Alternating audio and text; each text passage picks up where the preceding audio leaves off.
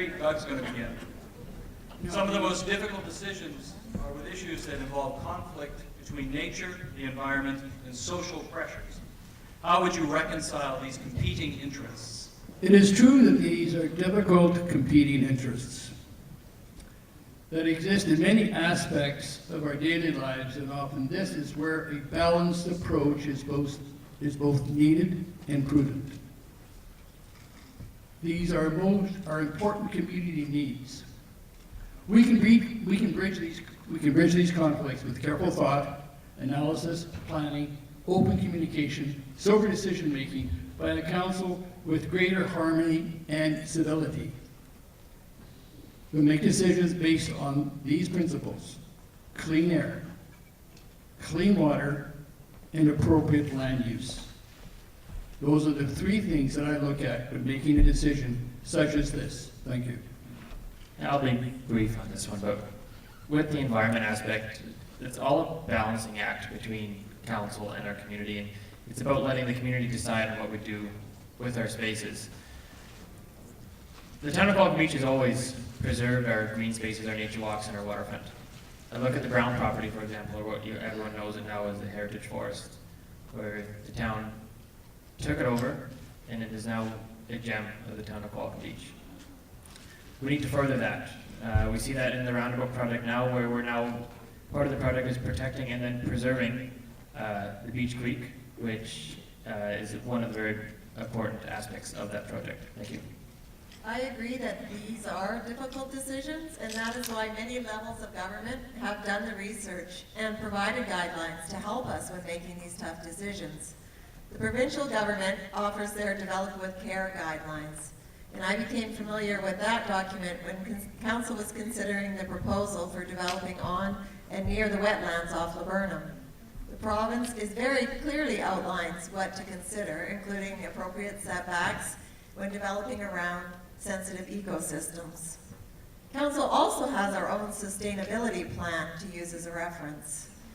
I would like to see the goals and objectives of this plan integrated into all of Council's land use decision-making to keep green development concepts at the forefront and move toward a sustainable future.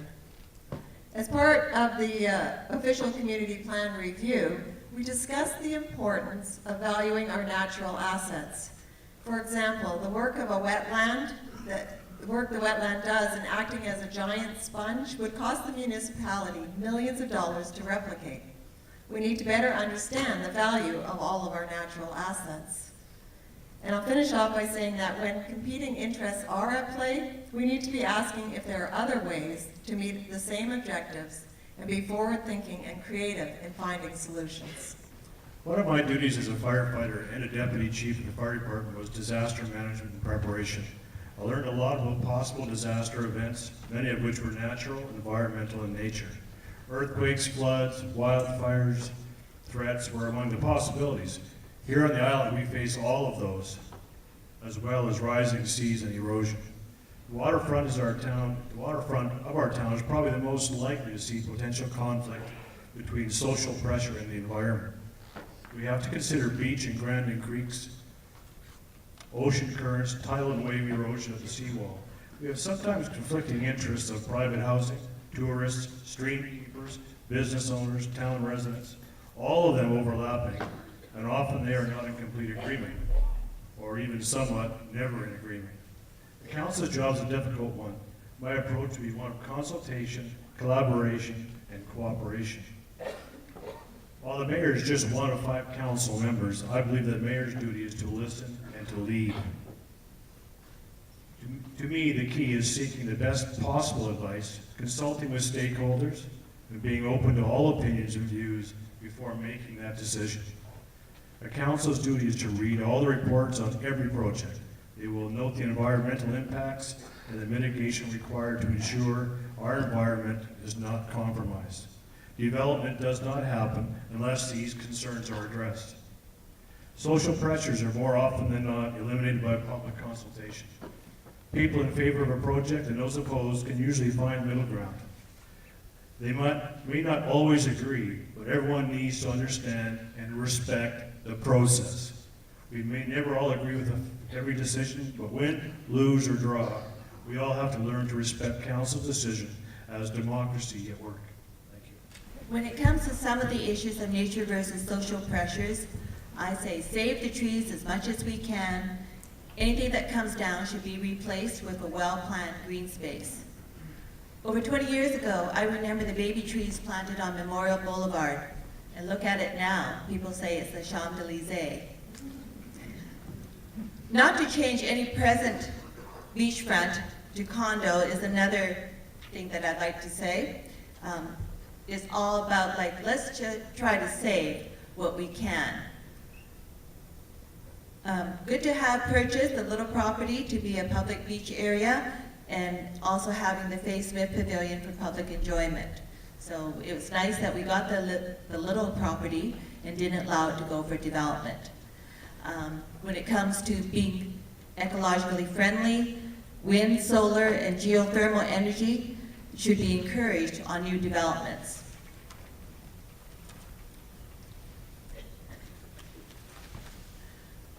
Rain catchment, low flush toilets, and on-site composting should be another consideration on new developments. And a good example of that is what Parksville has planning to do with their 68 rental units, and it's based on a BC Build Green building standards. And that is with the on-site low composting, with the on-site composting and also the low flush toilets. So when it comes to nature and the environment, I think we as a municipality have to be clear and consistent. We as a society have specific goals, and we need to use the tools that we as a municipality have. We have bylaws, zoning, and taxation. Let's listen and work together and create a system that works to enhance what we as a community want. When it comes to social pressures, we just need to make sure that all of the projects that we have in the books have the community engagement and the support of our community to make sure they can move forward in a socially progressive way. Thank you. The bottom line is the environment always trumps. But the difference is you must find some compromise somewhere or somewhere else in part of the discussion. I have a really interesting discussion I'm really looking forward to. My daughter's arriving tomorrow from New Zealand with a couple of my grandchildren for 3 weeks, and she is a long-term planner as an engineer for the North Island District in New Zealand. And it's an exact copy. These discussions take place every week there, same type of discussions. What do we build? Where do we build it? How do we build it with the least impact on the environment? We're not reinventing the wheel, but we need to find a way to get out of the hole that we're in and get on with building something. And I think we have the right group, any group that participates will have the opportunity to talk at the table and find that compromise so we can move forward on some affordable housing. And as a group here, the most refreshing part of this discussion, I've had a great week meeting a lot of fresh faces at this table and some younger faces, and it's been a real welcome package to the discussion, the conversation, the debate, and I think anyone you choose says it'll be the right person. Thank you. I'm a mushroom picker. I'm far more comfortable out deep in the woods all by myself in the nature than this is not my natural habitat, believe me. But you know what? When I'm done with a day of mushroom picking, I don't sleep in the woods in a cave. I come home to the building that I live in. And obviously there has to be a balance, and that's what it's all about. Now, I try to follow the Mount Arrowsmith Biosphere Reserve model of conservation and sustainable development. And yeah, those are buzzwords, so maybe I can give you a concrete example. I would suggest that the treatment of the old Wilson property, besides Laburnum Road, serves as a fine example of what can be done if people are willing to compromise.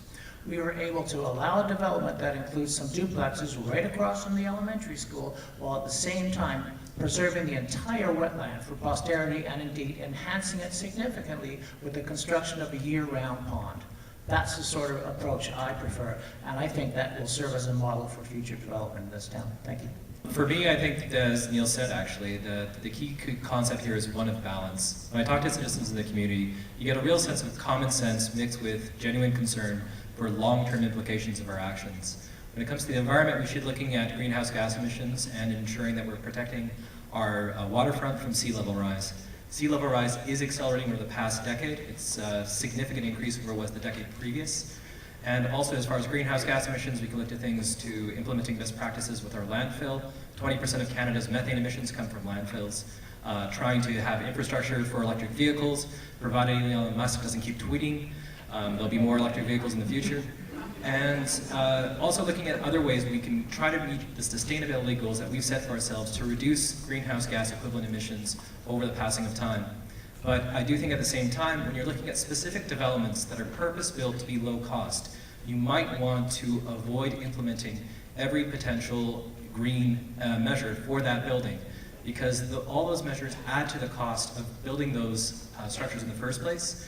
We are looking at $230 a square foot, even with modular construction. The 60 units Mayor Wisbrook mentioned, if they were all 1,000 square foot each, which is not a very large home, the build cost would be $13.8 million today. So I do think that we should try to find a balance here, protect the environment as much as we can, but on specific developments, try to find a way to make sure that we can deliver it at as low a cost as possible. Thank you. I wasn't considering that we'd buy them and build them all, Scott. So, yeah. I'm going to tell a little story. The Wilson property to be mentioned, and at first there was a developer who wanted some co-housing and such, and didn't really respect the setbacks for the wetlands, so council didn't go for it. Then we got a new developer, McCanners. They've been involved in our community more than you probably ever know. They're good developers. But again, the proposal wasn't acceptable to council, to the majority of council. So I asked council if it was okay if I met with the developer and talked about how we could accommodate some of the needs that were expressed, like what's in it for families. So I walked over to John Larson's office, and the McCanners were there, Dave Bryan was on Skype, and we talked about this. And then Dave came up and said, John, you designed some really nice duplex homes. Why don't you plan for some of those in that area?